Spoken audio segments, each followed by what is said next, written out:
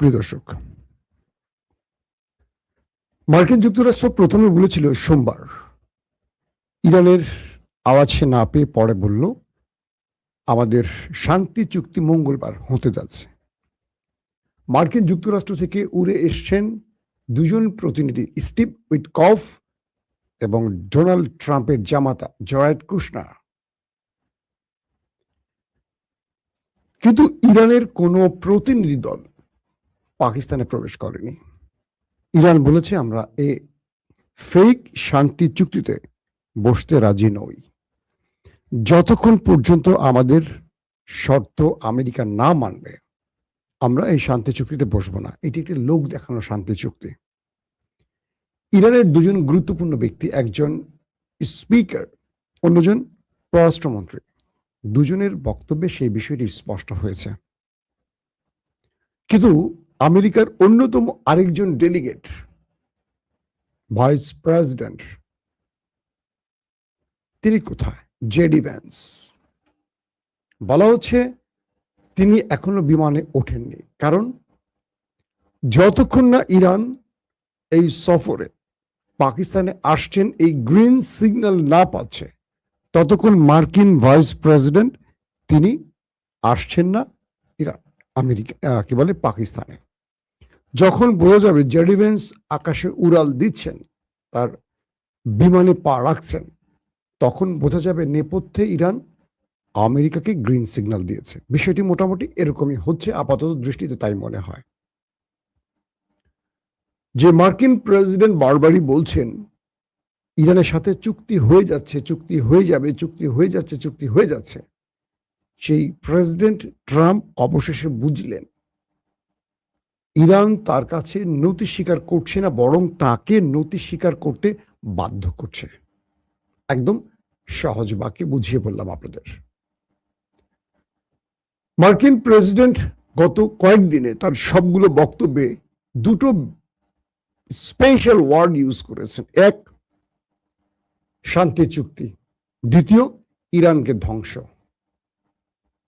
বারবারই তিনি ইরানকে হুমকি দিয়েছেন। কখনো বলেছেন পাথরের যুগে পাঠাবেন, কখনো বলেছেন পুরো ইরানের মানচিত্র থেকে মুছে ফেলবেন, কখনো বলেছেন বোম্বিং করে পুরো ইরানকে ধ্বংস করে ফেলবেন, কখনো বলেছেন বিশ্ব সভ্যতা থেকে ইরানকে মুছে ফেলবেন।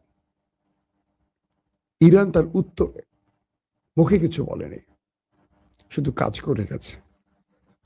ডোনাল্ড ট্রাম্প যখন হরমুজ প্রণালীতে নৌ অবরোধ শুরু করলেন,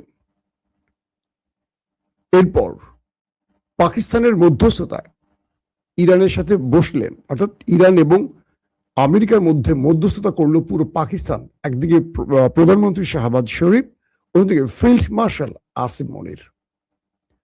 ইরান বলল যতক্ষণ আমেরিকানরা হরমুজ প্রণালী থেকে বেরিয়ে না যাবে আমরা হরমুজ খুলে দেব না।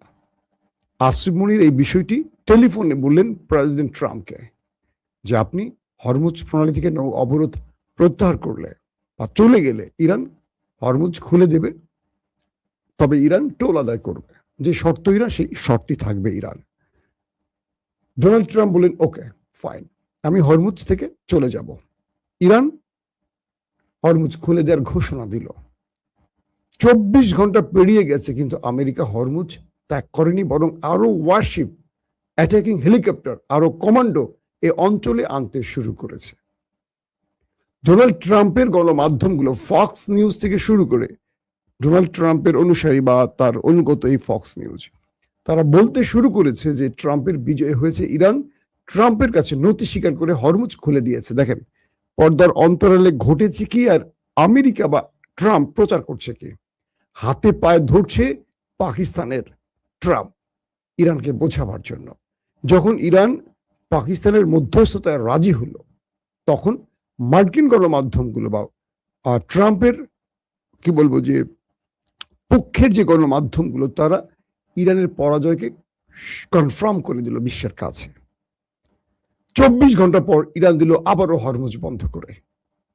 ইরান বলল যতক্ষণ না মার্কিন ওয়ারশিপের একটিও হরমুজের ত্রিসীমানার মধ্যে থাকবে হরমুজ বন্ধ থাকবে। এরপর ভারতের দুটো জাহাজ, ফ্রান্সের জাহাজ, ব্রিটেনের জাহাজে ইরান গুলি করলো এবং 3টি দেশের এই 3টি জাহাজের কান্নাকাটি পৃথিবী দেখলো। অনুনয় বিনয় করে ক্ষমা চেয়ে কোন রকম জীবন রক্ষা করে তারা হরমুজ ত্যাগ করতে পারলো। এরপর ইরানের একটি কার্গো জাহাজ, যেটি চীন থেকে ইরানে আসছিল, কার্গো, এটা তেলের নয়, এই জাহাজটিকে আটক করলো আমেরিকা। ইরান প্রতিশোধ হিসেবে মার্কিন যুদ্ধ জাহাজে ড্রোন অ্যাটাক চালালো। আবারও সেই অঞ্চল ত্যাগ করলো আমেরিকা। শেষ পর্যন্ত ইরান বলে দিল ইরান কোনোভাবেই আমেরিকার সাথে কোনো আলোচনায় বসবে না, কারণ তারা যুদ্ধবিরতি লঙ্ঘন করেছে। কারণ যুদ্ধবিরতির মধ্যেই তারা হরমুজে অবরোধ করেছে। যখন যুদ্ধ চলছিল তারা এই সাহসটি করেনি। তো আমেরিকা যতক্ষণ হরমুজ ত্যাগ না করবে ততক্ষণ এই অঞ্চলে শান্তি যেমন আসবে না, ততক্ষণ ইরান বসবে না। আমেরিকা কি করলো? ইরানকে একটার পর একটা হুমকি দিল, নাম নিশানা মুছে ফেলবে, ধ্বংস করে ফেলবে, পুরো ইরানকে বালু বানিয়ে ফেলবে, বোম্বিং করে একদম মাটির সাথে মিশিয়ে ফেলবে, ব্লাব ব্লাব ব্লাব ব্লাব, যা পারলো ট্রাম্প সব বলল। কিন্তু মজার বিষয় কি জানেন? ইরান ট্রাম্পের এই বক্তব্যে এতটুকু ভয় পায়নি। সিআইএর একটি টিম আমেরিকাকে বলল, মিস্টার প্রেসিডেন্ট, আমাদের কাছে যে তথ্য আছে ইরান আরেকটা বড় যুদ্ধের জন্য প্রস্তুতি নিচ্ছে এবং এই যুদ্ধে ইরান তার কাছে থাকা সবচেয়ে ভয়ঙ্কর গোপন মিসাইলগুলো পৃথিবীর সামনে হাজির করবে। কে বলছে? সিআইএর একজন খুব গুরুত্বপূর্ণ কর্তা ব্যক্তি। কাকে? হোয়াইট হাউসকে, মিস্টার প্রেসিডেন্টকে। এটা নিয়ে আমেরিকার রীতিমতো বিস্তর গবেষণা করে। গত কয়েকদিনে সিচুয়েশন রুমে একাধিকবার বৈঠকে বসেন ডোনাল্ড ট্রাম্প। তিনি বারবারই বলেন প্রয়োজনে আমি নিউক্লিয়ার অ্যাটাক করব, কিন্তু মার্কিন প্রশাসন, মার্কিন জেনারেলরা ট্রাম্পের এই দাবির পক্ষে দাঁড়াচ্ছেন না। তারা বলছেন ইরান আমেরিকার যুদ্ধের অবস্থা নিউক্লিয়ারের দিকে যায়নি। এক ইরান হরমুজ দিয়ে পুরো পৃথিবীর কাছে লেংটু করে ফেলেছে আমেরিকাকে। এখন যদি ইরানে কোনো কারণে একটি মিস অ্যাডভেঞ্চার হয়, একটি নিউক্লিয়ার অ্যাটাক করে আমেরিকা, পুরো পৃথিবী আমেরিকাকে এই সুযোগে একা করে ফেলবে। আমেরিকা শুধু নিউক্লিয়ার দিয়ে পরাশক্তি হয়নি, নিউক্লিয়ার রেখে ব্যবহার না করেও পরাশক্তি হওয়া যায়। সেই থট বা সেই মিথকে যদি আমেরিকা ভেঙে ফেলে, আগামীকালকে মনে রাখবেন 205টি দেশের 9টি দেশের কাছে পারমাণবিক আছে। পৃথিবীর 205টি দেশের 9টি দেশের কাছে নিউক্লিয়ার আছে। এই নিউক্লিয়ার থাকা মানে সবকিছু নয়। ট্রাম্প বারবারই পাগলামি করছেন, প্রয়োজনে নিউক্লিয়ার অ্যাটাক করবেন, তার থ্রেটগুলো নিউক্লিয়ার দিকে। এক ট্রাম্প চাইলেই নিউক্লিয়ার অ্যাটাক করতে পারবেন না। এখানে অনুমোদনের জন্য আরো যে ব্যক্তিরা আছেন তারা কেউ ট্রাম্পের পক্ষে দাঁড়াচ্ছেন না। মার্কিন জেনারেলরা তাকে বারবারই বোঝাবার চেষ্টা করছেন যে বিগত 40 দিনের যুদ্ধে ইরান যা পেয়েছে আমরা পাইনি। ইরান পৃথিবীর কাছে তার গ্রহণযোগ্যতা পেয়েছে যেটা আগে ছিল না। আমেরিকা তার গ্রহণযোগ্যতা হারিয়েছে, যেটা ছিল সেটাও হারিয়ে ফেলেছে। এই যুদ্ধকে আমেরিকা, মার্কিন সেনারা, মার্কিন পলিটিশিয়ানরা, পৃথিবীর যত গুরুত্বপূর্ণ বা আমাদের মিত্র রাষ্ট্রগুলো, কেউ বলছে না এই যুদ্ধ আমেরিকার যুদ্ধ। সবাই বলছে এটা ইসরায়েলের যুদ্ধ, আমেরিকার লড়ছে। মিস্টার প্রেসিডেন্ট, আপনাকে পৃথিবীকে বোঝাতে হবে এই যুদ্ধ আমাদের যুদ্ধ। আমাদের সেনারা তারা তাদের মূল শক্তির জায়গাটা, দেশপ্রেমের জায়গা থেকে, মোরাল জায়গা থেকে তারা ভেঙে পড়েছে। কারণ এই যুদ্ধটা আমাদের না, আমরা কেবল প্রক্সি ওয়ার করছি ইসরায়েলের হয়ে। কে বলছে? মার্কিন জেনারেলরা। আমাদের সেনারা গত 50 বছরে এত মার খায়নি যেটা ইরানের কাছে খেয়েছে। আপনি ভালো করে তাকান, গালফ কান্ট্রিতে আমাদের সকল সিস্টেম অকেজো করে ফেলেছে ইরান। আমাদের থার্ড, আমাদের প্যাট্রিয়ট, আমাদের রাডার সিস্টেম সব অকেজো। আমাদের প্রত্যেকটা বেজকে লন্ড ভন্ড করে ফেলেছে, যেগুলো যুগের পর যুগ ধরে আমরা তৈরি করেছি, সেগুলো ইরান ড্রোন মিসাইল দিয়ে ধ্বংস করেছে। আমাদের সেনারা কিচ্ছু করতে পারেনি। আমরা নিরীহ মানুষকে যতটা সহজে মারতে পেরেছি, ইরানের মূল স্ট্রং জায়গাটাকে আমরা ভাঙতে পারিনি। তাহলে সেই ইরানকে আমরা কি করে দুর্বল করব? তার মানে ইরান এই যুদ্ধে তার মোরাল জায়গা থেকে, তার দেশপ্রেম থেকে বা তার অধিকারের জায়গা থেকে স্ট্রং জায়গা আছে, স্ট্রং ভিতের উপর আছে, কিন্তু আমরা নেই। আমাদের সেনারা এই লড়াইটা তাদের নিজের মনে করছে না, কিন্তু শুধু নির্দেশ বাস্তবায়ন করছে। আমরা ইস্পাহানে পরাজিত হয়েছি, এতগুলো সেনা নিয়ে আমরা ফেরত এসছি, অনেকেই প্রাণ হারিয়েছে, আমাদের বিশাল সামরিক বহরকে ইরান ধ্বংস করে ফেলেছে, পৃথিবী দেখেছে, সেখানেও আমাদের পরাজয় হয়েছে। 40 দিনে প্রত্যেকটা দিন আমাদের পরাজয় রচিত হয়েছে। এক একটা দিন আমরা পৃথিবীর কাছে মুখ দেখানোর জন্য আমাদের নতুন করে মানে কি বলবো যে মুখোশ পরে হাজির হতে হয়েছে। কে বলছে? মার্কিন জেনারেলরা। মিস্টার প্রেসিডেন্ট, সিদ্ধান্ত আপনাকে পরিবর্তন করতে হবে। ট্রাম্প ভেতরে চাপ খাচ্ছে, বাইরে আরেকটা বলছে। এখন পর্যন্ত ইরান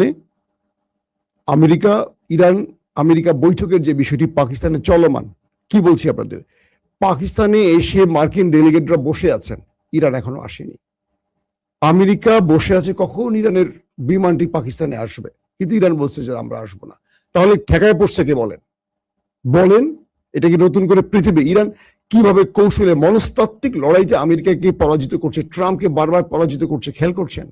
এই যুদ্ধে কৌশলের খেলায়, পরিকল্পনার খেলায়, মনস্তাত্ত্বিক খেলায়, এবং এই যুদ্ধে সবচেয়ে বড়, পৃথিবীকে সহজ বাক্যে পক্ষ বিপক্ষের যে বার্তাগুলো, ইরান যে খেলাটা খেলছে, আমেরিকা সেখানে পুরোপুরি ব্যর্থ হয়েছে। আমেরিকার সবচেয়ে বড় শক্তি ন্যাটো আমেরিকার পাশে দাঁড়ায়নি। আমেরিকার অন্যতম মিত্র হলো ইউরোপের বন্ধুরা, একজনও আসেনি, কিন্তু এরা তলে তলে ইরানের সাথে যোগাযোগ করছে। ইরান এমন এক নিউক্লিয়ার খেলা খেলেছে, পৃথিবীর সকল নিউক্লিয়ারকে পরাজিত করে ফেলেছে, সেটার নাম হরমুজ প্রণালী। এই এক হরমুজ দিয়ে মার্কিন যুক্তরাষ্ট্রকে কাহিল করে ফেলেছে, পুরো ট্রাম্পের নাক কেটে পৃথিবীর কাছে তাকে সাইজ করে ফেলেছে। এখন ইরান একটি বক্তব্যের উপর অটুট, তুমি আমার হরমুজ থেকে চলে যাও। হরমুজে আমি টোল আদায় করে কে আসবে যাবে তার উপর যে সিদ্ধান্ত নিয়েছি, পার্লামেন্টে ভোটাভুটি করেছি, যে বিল পাশ করছি, তুমি এখানে হাত দিলে আমি কোনোভাবে মানব না। তুমি যতদিন চাও আমি যুদ্ধ করে যাব, যতদিন চাও। ট্রাম্প পড়ে গেছেন একটা বড় বিপদে, কারণ আয়াতুল্লাহ আলী খামেনিকে যতটুকু ম্যানেজ করা যেত, মুস্তফা খামেনি একেবারেই মানতে রাজি না। এতটা তিনি কট্টর বলবো না, শব্দটা পজিটিভ ভাবে বলি, তার দেশের প্রতি তার যে ডেডিকেশন, তার দেশের প্রতি যে প্রেম, বা একটা বৃহৎ পরাশক্তিকে তিনি চোখে চোখ রেখে কথা বলার যে দুঃসাহস, পুরো পৃথিবী আমেরিকাকে আর ইরানকে নতুন রূপে দেখতে শুরু করেছে। বিশ্বাস করবেন, ইন্দোনেশিয়া, তাদের দেশের ভেতরে আমেরিকার জনপ্রিয়তা কমে গেছে। পৃথিবীর বহু দেশ থেকে এখন তথ্য আসতে শুরু করেছে, যারা তাদের জনগণ আমেরিকার পাশ থেকে সরে যেতে সরকারকে চাপ দিচ্ছে। ইউরোপের দেশগুলো আমেরিকার পক্ষ ত্যাগ করতে শুরু করেছে। বুঝতে পারছেন? শুধু তাই নয়, যে দেশগুলো দীর্ঘদিন আমেরিকার দালালি করতো, সেই দেশগুলোর ভেতর থেকে আমেরিকা বিরোধী মনোভাব সৃষ্টি হচ্ছে, যেগুলো মার্কিন গণমাধ্যম প্রতিদিন প্রচার করছে।